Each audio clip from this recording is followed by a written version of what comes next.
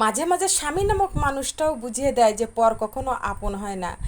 দেখবেন যে আপনার যদি কখনো কোনো সময় একটু ভুল হয়ে যায়, তাহলে আপনার স্বামী একসময় মা বাবা পরিবারের সবার সাথে তাল মিলিয়ে চলবে, কিন্তু একটা মহিলা বা একটা নারী তার স্বামীর যে জায়গাও অপমান হয়, অপমানিত হয় বা ছোট করে কথা বলে, তার ঘরের দরজায়ও যায় না, তার সঙ্গে কথাও বলে না। তা এটাই একটা মেয়ে এবং একটা পুরুষের বৈশিষ্ট্য। স্বামীটার জন্য মেয়েটা সব কিছু ত্যাগ করতে পারে, সব সময় সব সময়ের জন্য প্রস্তুত থাকে যে তার স্বামীকে যে ভালোবাসবে না, তার স্ত্রীটাও তার কাছে যাবে না, তার স্বামীকে যে সম্মান করবে না, তার স্ত্রীটা তার ছায়াও মাড়াবে না।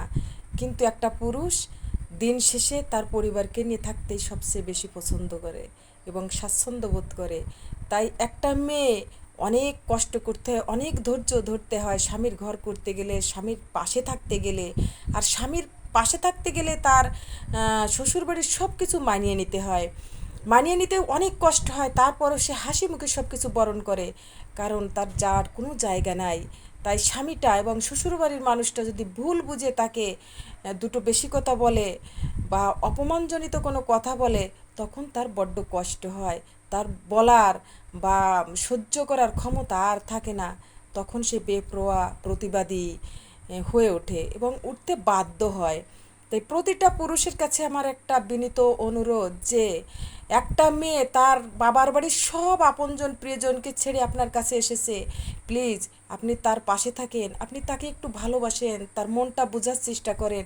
দেখবেন যে আপনার পরিবারের সবাইকে নিয়ে আপনি অনেক শান্তিতে আছেন, অনেক সুখে আছেন, এবং আপনার বউকে একটু ভালোবাসা দিয়ে দেখেন, দেখবেন যে সে আপনার জন্য কি করতে পারে, সে তা আপনার জন্য কতটা দিতে পারে, আপনি শুধু একটু দেখবেন, তার সর্বস্ব দিয়ে দেবে। একটা মেয়ে আসে শুধু আপনার ভরসায়, শ্বশুরবাড়ি একটা স্বামীর ভরসায় একটা মেয়ে সব কিছু ফেলে রেখে চলে আসে। তাই আপনি তার পাশে থাকেন এবং তাকে একটু সাহায্য করেন, সহযোগিতা করেন, একটু আদর ভালোবাসা দেন। দেখবেন যে সে তাকে নিজেকেই বিলিয়ে দিয়েছে আপনাদের মাঝে।